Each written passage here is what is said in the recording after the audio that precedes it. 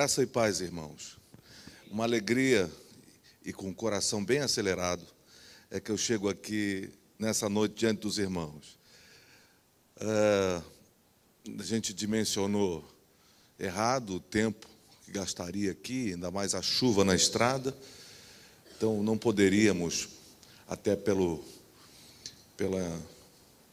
questão de manter os anjos conosco, nós não poderíamos passar da velocidade, porque os anjos respeitam os limites da velocidade. Então, nós precisamos andar, mas graças a Deus podemos chegar aqui e conhecer não as pessoas, né? Porque aqui alguns de vocês eu conheço já na caminhada, mas conhecer esse espaço novo que vocês estão usando aqui. E é sempre uma bênção poder receber as notícias daquilo que Deus está fazendo entre vocês. É uma dádiva, é uma bênção poder gozar da amizade dos pastores desta igreja, e uma bênção que esta relação se aprofunde e se enraize através dos amigos que temos em comum. Isso é muito importante e muito reconfortante para o coração pastoral, e ainda mais nesse tempo em que a gente tem vivido, é muito importante. Nesta feita, eu estou também, nesta viagem, apresentando aos irmãos, a quem eu vou falar e a quem estou falando, aos amigos, o meu segundo livro. Lancei agora, no início de setembro, chama-se A Ilusão das Aparências. É um livro que vai, rapidamente, tocar num ponto, para mim, importante desse nosso tempo, que é o supervalor que a estética tem tido em relação à questão ética. Não é? A aparência, aquilo que é belo ou se julga belo, tem se transformado num valor quase que universal dos nossos dias e um supervalor na experiência humana dos nossos dias. E isso tem trazido diversas circunstâncias. Vocês devem receber notícias do Brasil. A importância ou a superimportância da estética tem levado pessoas a fazerem transformações nos seus corpos e algumas vezes inadequadamente têm sido levadas a óbito por conta deste valor, desta dimensão, daquilo que aparentemente seja bonito aos nossos olhos.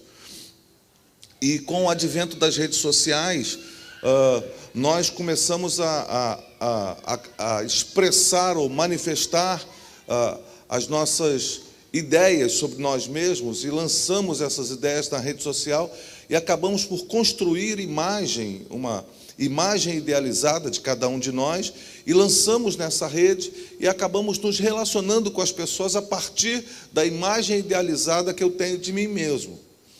Até aí é a constatação da realidade do tempo que a gente vive. O problema, e essa é a abordagem do livro, o problema é quando eu quero me relacionar com Deus a partir de uma imagem idealizada que eu tenho de mim e não da verdade que eu vivo. E aí está o cerne do conflito que temos hoje, porque Deus só se relaciona com a nossa verdade. Deus só se relaciona com quem nós somos de verdade. Deus só se relaciona, por mais frágeis que sejamos, por mais atrofiados que sejamos, por mais defeitos que tenhamos, Deus só se relaciona com a nossa verdade e não com a nossa ideia que temos de nós mesmos ou com aquela imagem que a gente projeta idealizada de nós mesmos nos outros. E aqui nasce então essa reflexão, e é um convite a que a gente deixe que o Senhor e o calor do Espírito Santo derreta as ceras da nossa vida, para que a gente se apresente a Ele como nós somos, de verdade, com os nossos defeitos, as nossas rachaduras, as nossas imperfeições, mas contando com a graça de Deus, que pode, e com certeza pode, transformar até as nossas atrofias em motivos de glória para o nome dEle. Deus só se relaciona com quem a gente é de verdade. Ao final da reunião, se você desejar, eu vou estar em algum lugar aqui, não sei ainda onde, vou estar em algum lugar oferecendo para você esse livro. O valor primeiro que não é uma venda, né? Se você quiser, você leva até sem pagar nada. E a sugestão é que você deixe $10. Mas se você falar para mim, eu não tenho, mas eu quero o livro, você também leva. Eu não sou um vendedor de livros, eu sou apenas um expositor de ideias. Então, se você quiser desejar, se você quiser levar para mais alguém, eu tenho alguns exemplares. Esse aqui eu não posso vender, não posso fazer mais nada além de dar ao seu pastor. E esse aqui é dele, pastor Herbert.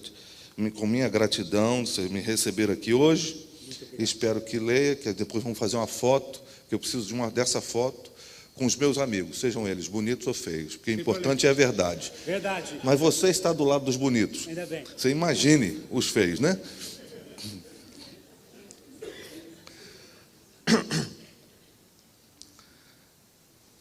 Nós estamos vivendo esse tempo aqui.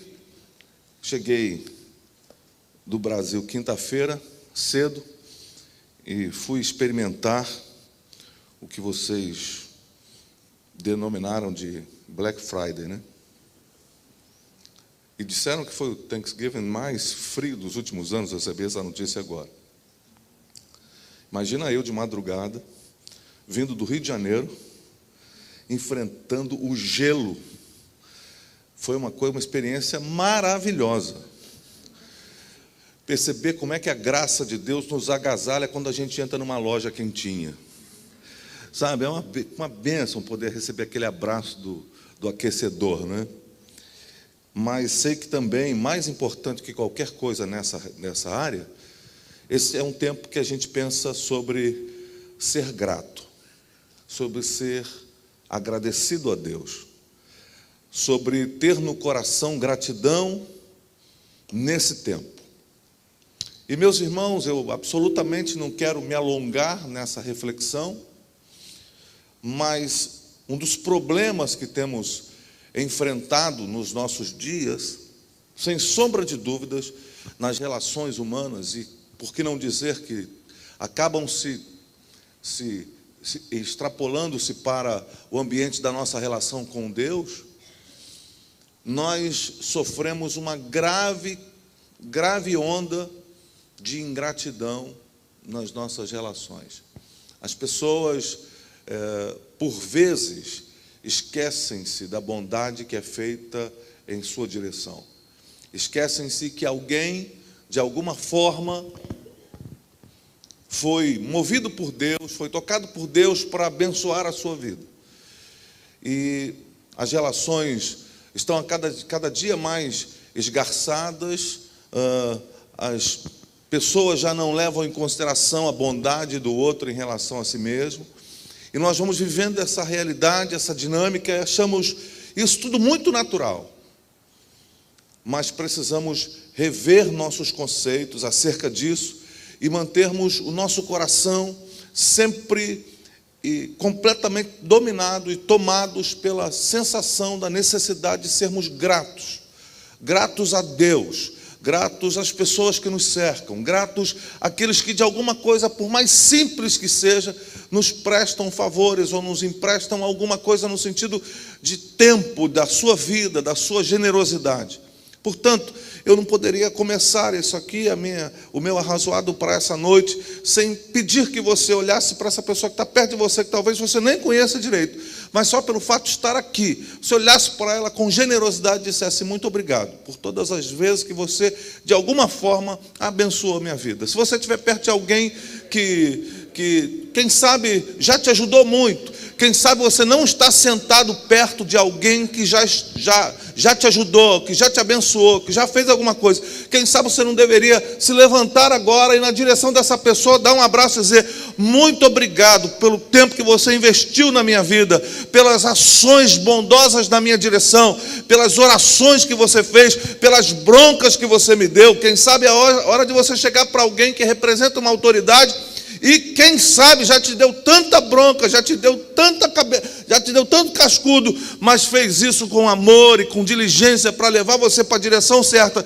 Quem sabe hoje você não precisa dizer para essa pessoa: eu só estou aqui para dizer a você muito obrigado pelo que você fez pela minha vida. Porque isso pode parecer simples, irmãos, mas uma ação simples, um gesto simples, cheio da unção do Espírito Santo, pode transformar uma sociedade toda. Se a gente começasse a voltar às coisas, às práticas mais singelas das relações humanas, como, por exemplo, olhar para alguém e dizer muito obrigado por você ter feito isso. E hoje a gente quase não vê isso. A gente acha que as pessoas fazem porque são obrigadas a fazer. E eu não quero nem entrar aqui para não parecer corporativo.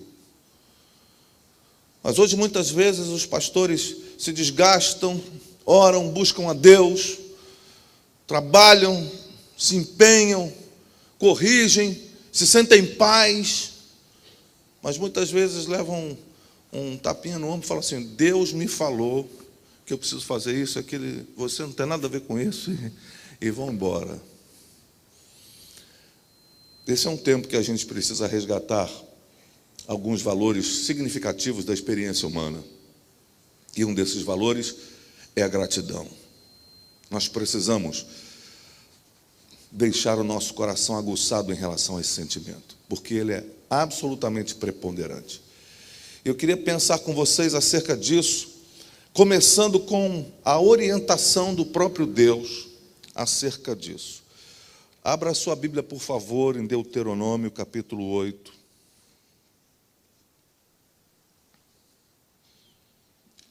A partir do versículo 10.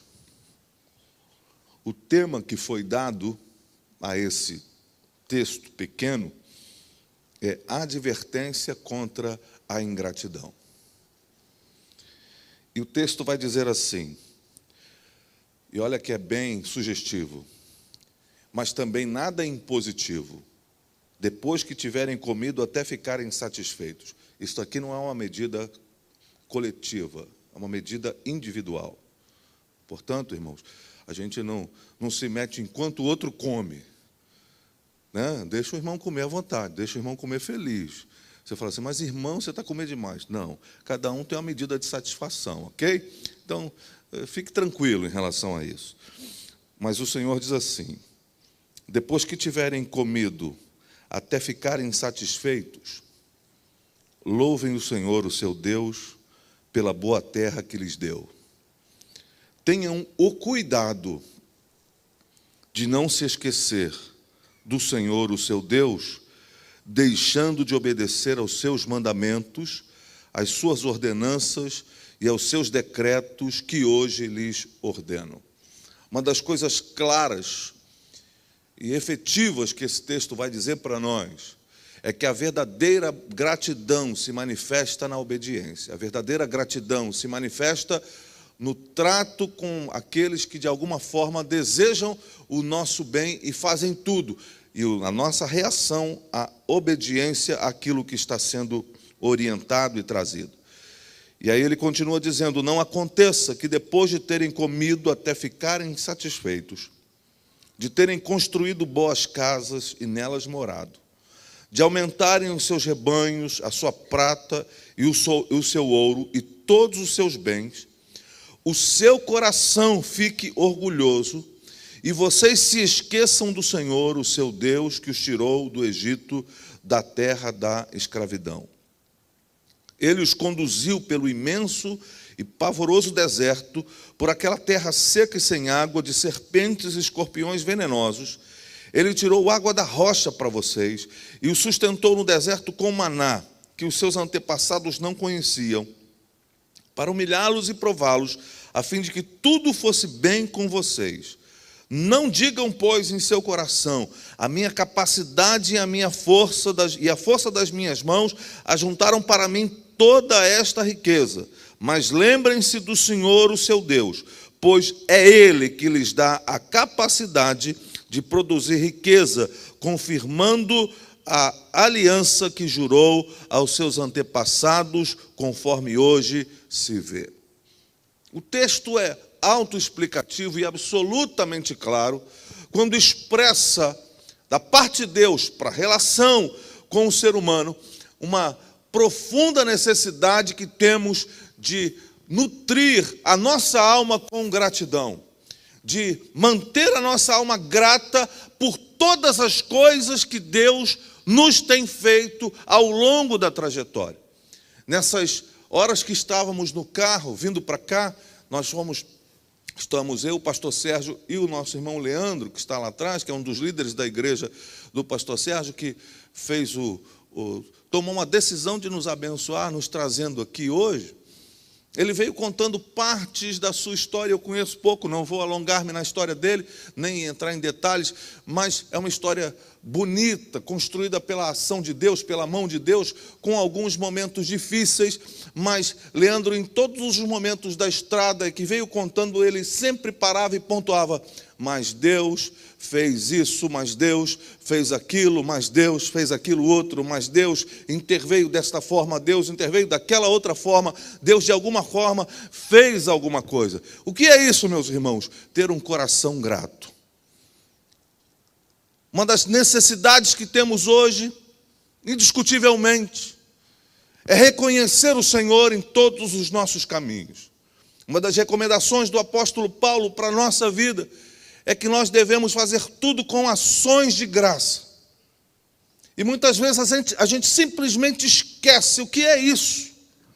Quando a gente está diante da mesa, com as refeições ali disponíveis, que a gente chega diante do Senhor e diz: Senhor, eu te dou graças por esta refeição, que parece uma coisa simples, mecânica, repetitiva. Nós estamos simplesmente dizendo: nós não merecíamos esta refeição. O que temos recebido da parte de Deus é pura graça de Deus sobre a nossa vida. Isso é manter o coração em gratidão. Olhar para nós mesmos, perceber a nossa limitação, perceber a nossa incapacidade, perceber que nós não poderíamos, por nós mesmos, fazer absolutamente nada que fosse minimamente bom aos olhos de Deus, mas Deus nos traz e nos ajuda, nos impulsiona, nos faz viver, por exemplo, como esta família que está reunida aqui nesta noite, com todas as qualidades, mas também com as deficiências, com todas as competências, mas também as incapacidades, as nossas limitações,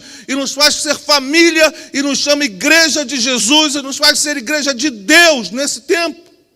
Isso é Deus trabalhando a nosso favor. Então, minimamente, o que eu e você precisamos é olhar para a nossa vida e ter a coragem de dizer: Senhor, muito obrigado.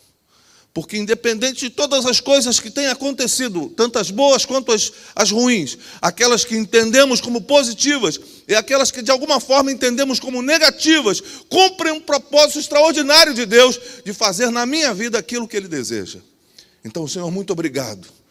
Por isso, quando Paulo entende isso, de uma forma categórica, quando ele entende que tanto as coisas positivas quanto as negativas fazem parte de um propósito divino para formar a imagem de Jesus em mim, e quando Paulo entende isso, ele fala assim: por isso eu me alegrarei, me gloriarei nas minhas fraquezas, nas minhas tristezas, porque eu entendi que o importante para mim é que a graça de Deus se aperfeiçoa nas minhas limitações, nas minhas fraquezas. Por isso, eu preciso manter o meu coração grato por aquilo que Ele faz pela minha vida. Nós já falamos tanto aqui, né?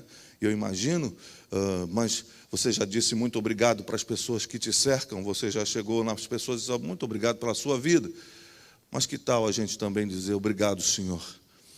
Porque de uma maneira tão estranha, tão improvável, Deus juntou essa igreja aqui, de brasileiros vindo de tantos lugares diferentes, e nos fez família, nesse lugar, nessa terra estranha, nessa terra que a gente talvez, eu não sei se todos aqui sonharam, imaginaram e projetaram estar aqui hoje, nesse tempo, mas de alguma forma, estranha, Deus nos juntou aqui hoje, nessa noite. Deus nos fez família nessa noite. E com vocês, então, mais aproximadamente. Então, reconhecer o Senhor. Reconhecer a bondade de Deus. Reconhecer a boa mão do Senhor que nos guia, que nos dirige, que nos fortalece, que nos impulsiona e que nos orienta. E com gratidão, ele está dizendo, a gratidão movida pela obediência vai livrar vocês de algum dos piores males. Qual é? O orgulho de achar que a gente, de repente, merece alguma coisa. E as tragédias mais dramáticas da vida humana nascem na sensação de que nós merecemos alguma coisa melhor do que temos, quando, na verdade, precisamos entender que tudo que temos vem da parte de Deus, da mão de Deus, da bondade de Deus, da generosidade de Deus, da graça poderosa do Senhor. E quando entendemos isso, nós não deixamos que nenhum resquício de orgulho possa se alojar no nosso coração e nos fazer mesquinhos, nos fazer vaidosos, nos fazer olhar para nós mesmos e nos achar mais do que de fato somos. Nós nos ajustamos quando somos gratos a Deus. Deus nos permite ajustar a verdade de quem somos em relação a Ele, e com isso nós olhamos uns para os outros também com olhares ternos, olhares misericordiosos, olhares que abençoam o meu irmão, olhares que fazem a gente viver uma vida diferenciada. Sem sombra de dúvidas, a gratidão é uma decisão das mais importantes nos dias que vivemos. Mas não só hoje, mas em toda a história, em toda a trajetória. Este foi o conselho de Deus, a palavra de Deus para o coração do seu povo. Não se esqueça do Senhor quando as coisas começarem a dar certo para você. Não se esqueça de Deus quando as coisas começarem a acontecer favoravelmente a você. Por que esse conselho? Por quê? Por que esta palavra? Porque muitas vezes nós rapidamente nos esquecemos daquilo que Deus faz por nós, daquilo que alguém faz por nós, daquilo que da mão estendida de alguém em nossa direção. Vamos dar um salto bíblico e vamos ao Evangelho de Lucas, o capítulo 17. E nós vamos encontrar o Senhor Jesus numa trajetória muito inusitada. A caminho de Jerusalém, Jesus passou pela divisa entre Samaria e Galiléia. Versículo 11. Ao entrar num povoado, 10 leprosos dirigiram-se a ele. Ficaram a certa distância e gritaram em alta voz: Jesus, mestre, tem piedade de nós. Ao vê-los, ele disse: vão mostrar-se aos sacerdotes. Esse texto é curioso, né? Curioso por várias questões, mas principalmente pela ação singular e simples num ato de transformação da vida e da experiência humana. Jesus não fez nada além de dizer: ok, vão fazer o que a lei prevê. Vão mostrar-se aos sacerdotes. Enquanto eles iam, foram purificados. Um deles, quando viu que estava curado, voltou louvando a Deus em alta voz. Prostrou-se aos pés de Jesus e lhe agradeceu. E este era samaritano. Jesus perguntou: não foram purificados todos os 10? Onde estão os outros 9? Não se achou nenhum que voltasse e desse louvor a Deus, a não ser este estrangeiro? Então ele lhe disse: levante-se e vá, a sua fé o salvou. Eu quero pensar, depois de ter encaminhado esse momento, para falar sobre a gratidão como um elemento da parte de Deus que nos vai fazer mudar o nível da nossa relação com o Senhor. Vai nos ampliar e amplificar as possibilidades de relacionamento com Ele. Entenda a história. Jesus está passando por um caminho em que a maior parte das pessoas não passava. Aquela fronteira não era um caminho nem seguro e muito menos um caminho adequado para alguém minimamente conhecedor da história. Samaria era o lugar daqueles que, na visão dos judeus, viviam os que tinham valor menor que qualquer ser humano. O judeu, por sua religião, é profundamente envolvido com a questão da pureza racial. Não é? O que aconteceu com Samaria? Muitos anos anteriores, eles foram, como o reino do norte foi levado embora e desapareceu na história, o povo que os conquistou fazia da miscigenação um ato de quebra da moral da coletividade, quebra da moral, do sentimento da sua origem, da sua força enquanto povo. Então, o que esse povo fazia era miscigenar os povos. Eles levavam parte do povo embora daquela região e traziam povos misturados de outras terras. E então povoavam este novo território para quebrar a moral e para gerar que os filhos fossem gerados com outras sensações, já focados, já voltados para a subserviência àquele império, aquele que os havia conquistado. Samaria, então, era um lugar de gente misturada. Samaria era um lugar de gente miscigenada. Era um lugar de gente que não olhava para as suas raízes como sendo raízes positivas. Era um povo completamente desconsiderado pelos judeus nesse sentido. Não era um povo considerado. Quando Jesus vai contar alguma coisa sobre bondade, ele conta uma parábola e inclui nessa parábola um samaritano, a quem nós chamamos depois de bom samaritano, para, de fato, confrontar essa maneira de se ver, de se perceber e perceber o outro que o judeu desenvolvia na sua experiência religiosa, no seu pragmatismo religioso. Eles desconsideravam essas pessoas. E, mais uma vez, só que agora não como uma parábola, mas como um ato real daquilo que aconteceu de fato. Jesus está passando naquela fronteira entre a Galileia e entre Samaria. E nessa fronteira, então, numa daquelas aldeias que quase ninguém passava, o Senhor estava passando.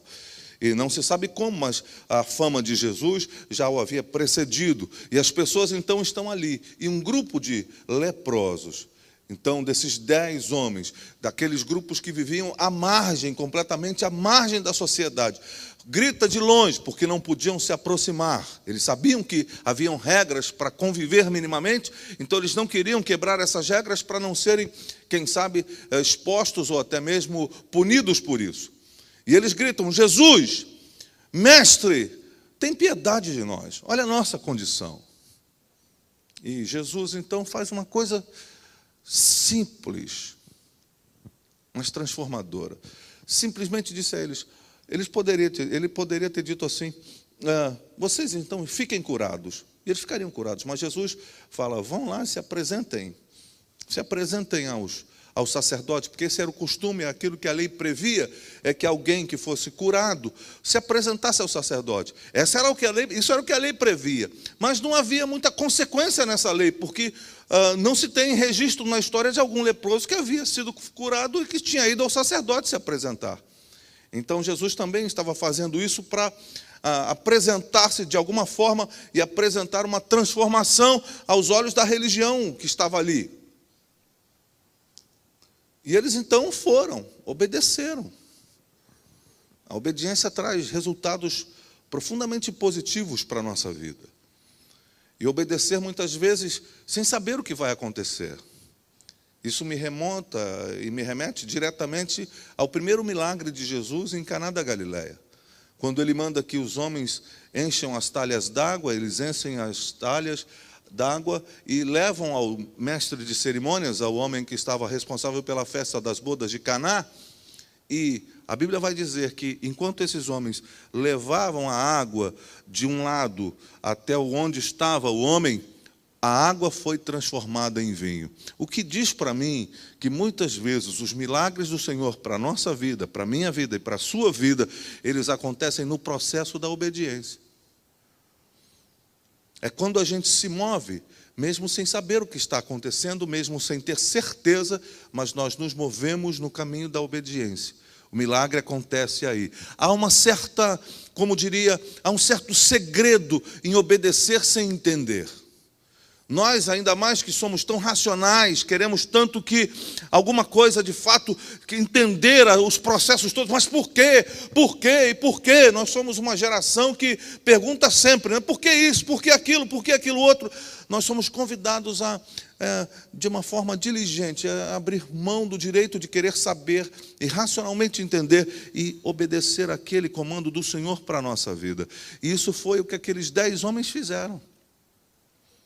Aqueles 10 homens improváveis, aqueles 10 personagens que parecem se encontrar na história com Jesus aleatoriamente. Parece que não tem sentido essa história para nós. E ainda mais num dia como o de hoje. Mas essa história de homens improváveis, numa aldeia improvável, onde talvez Jesus nunca tivesse efetivamente que passar, toca-nos aqui neste dia. E deve mover o nosso coração na direção daquilo que Deus tem para nós.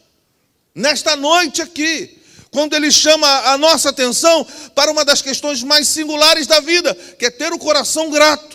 E entender que esta gratidão vai me levar a viver outro nível de experiência com o Senhor, quando essa gratidão for tão poderosa, que até mesmo me faça caminhar na direção em que os outros não estão caminhando.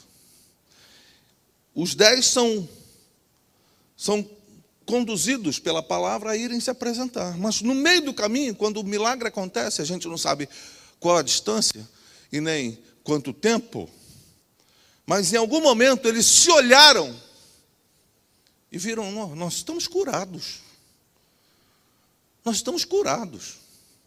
A gente imagina que os outros 9 foram se apresentar ao sacerdote para terem seus direitos devolvidos, para terem a sua legítima cura avaliada pela religião, e eles terem os seus direitos de cidadania, direito de convivência, direito de abraçar sua família, direito de estar juntos em reuniões, direito de estar convivendo com a sociedade, direito de estar ali sem ser olhado de lado. Eu não sei quanto tempo eles estavam nessa condição, mas eram pessoas olhadas como completamente desprovidos e despojados de qualquer que fossem os direitos mínimos.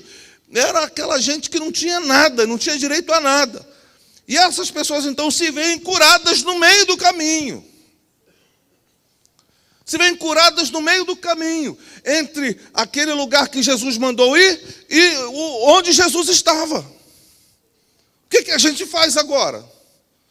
Vamos correndo lá para, de fato, ter os nossos direitos preservados, devolvidos, a nossa dignidade ser percebida, para que as pessoas vejam de fato como nós somos, de verdade, sem estas marcas no nosso corpo. Eu não sei quais os estragos que a lepra já tinha produzido no corpo daqueles homens. Em qual estágio eles estavam? Qual era a maneira, como é que eles estavam, qual o nível de deformação deles? A Bíblia não conta esses detalhes. Mas no meio do caminho eles se perceberam curados. E o que fazer agora? E um deles resolve voltar e dizer: Senhor, muito obrigado. O Senhor mudou a minha vida. Eu sei que o processo de mudança da minha vida deveria me levar para apresentar-me ao sacerdote. É isso que eu sei que o Senhor gostaria que eu fizesse. É isso que o Senhor me disse para fazer. Mas eu tive que parar e voltar aqui para dizer que o Senhor mudou a minha vida. O Senhor mudou a minha história. Muitas vezes nós estamos tão efetivamente envolvidos conosco mesmo. Nós estamos tão envolvidos com as nossas conquistas, com aquilo que a gente quer, que a gente esquece de voltar e dizer: Senhor, foi o Senhor que mudou a minha vida.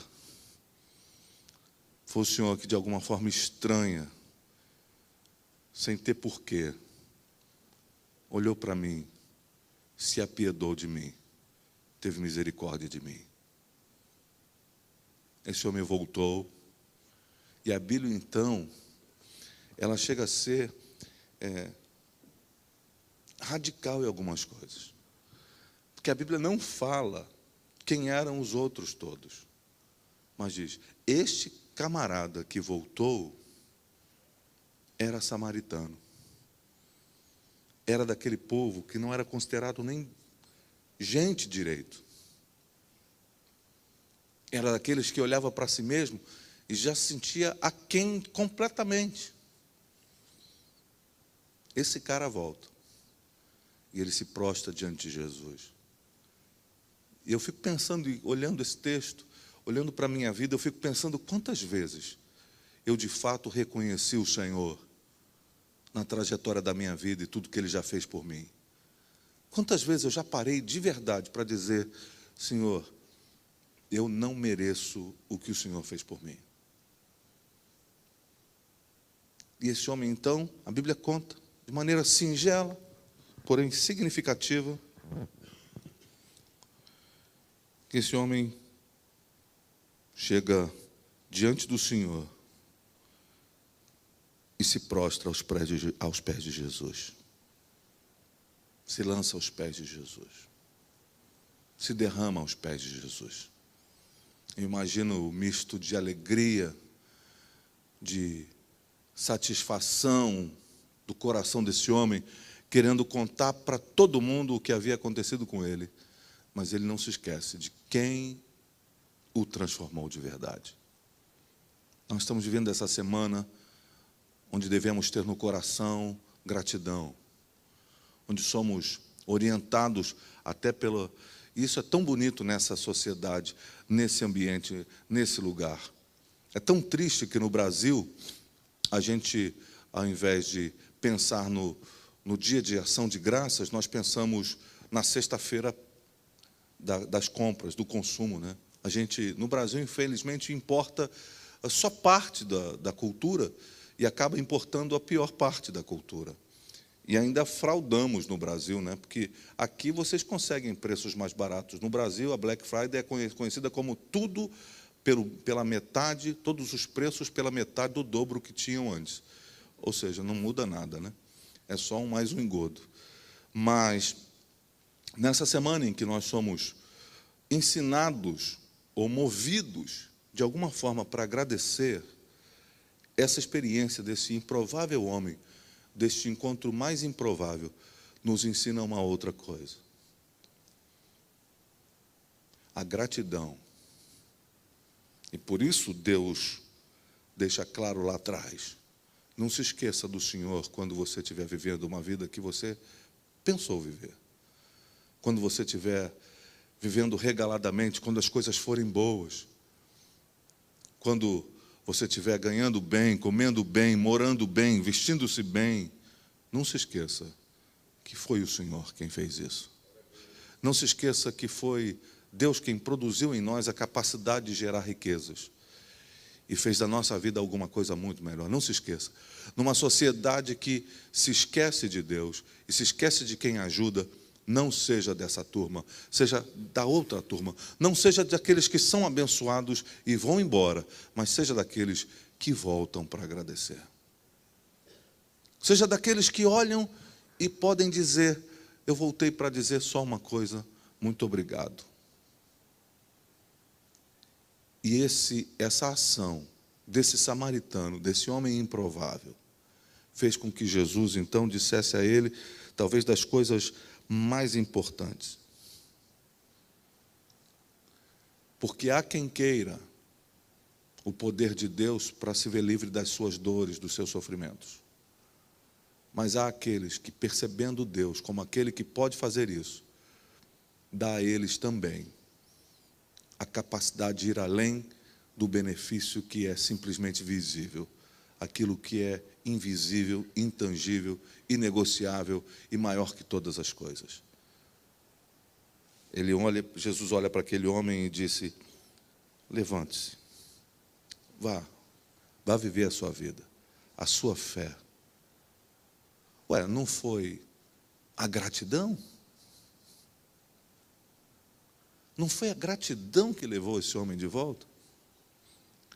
Não é curioso, meus irmãos, que Jesus, nesse texto, nessa realidade, coloque quase que fé como sinônimo de gratidão? Não é curioso que a fé se manifesta nas maneiras mais estranhas, e neste caso ela se manifestou num ato de gratidão? Muitas vezes nós elaboramos liturgias, nós planejamos tantas coisas para manifestar a nossa fé, mas um gesto simples de gratidão a quem sabe está à margem, pode manifestar a genuína fé do Cristo no nosso coração. Portanto, o convite dessa noite é muito simples. Em relação a Deus, não se esqueça de que Ele fez tantas coisas boas. Quando você estiver vivendo o melhor tempo da sua vida, não pense que foi a sua competência. É tão curioso isso, irmãos. É claro que isso não acontece aqui, mas lá no Brasil, a gente vê pessoas que viviam problemas tão profundos, de todos os níveis, inclusive na sua questão econômica. Gente que chega tão detonada no ambiente da igreja. E de repente a gente vai vendo com o passar do tempo como é que Deus vai mudando, ajeitando, arrumando, transformando a realidade dessas pessoas. Aí daqui a pouco a gente pergunta: o fulano está meio sumido da reunião. Ah, pastor, agora é que ele comprou uma casa de praia e agora ele não tem tempo mais de vir para as reuniões da igreja. Ah, é que ele alcançou uma determinada condição, agora ele não pode mais nem ficar nessa igreja mais simples, ele precisa de uma igreja mais no nível da sua vida. Ah, pastor, quando eu cheguei aqui nessa igreja, claro que não é aqui que eu estou falando, quando eu cheguei aqui nessa igreja, eu e minha esposa não podíamos ter filhos. Hoje, graças a Deus, depois desta igreja nos abraçar, orar por nós, Deus nos abençoou de tal maneira que a gente pode ter muitos filhos. Olha, nossos filhos como estão. Só que essa igreja aqui não tem um ministério infantil que seja adequado para os nossos filhos. Então nós vamos para uma igreja onde nossos filhos vão ter um atendimento adequado. E nós vamos nos transformando de adoradores em consumidores. E vamos sendo aqueles que simplesmente se aproveitam de todas as coisas boas, sem, contudo, nos lembrar que tudo tem sua gênese na ação poderosa de Deus na nossa vida, através da vida dos nossos irmãos. Este irmão que está sentado do seu lado, não é simplesmente um irmão que está sentado do seu lado. É um agente de Deus para a bênção da sua vida.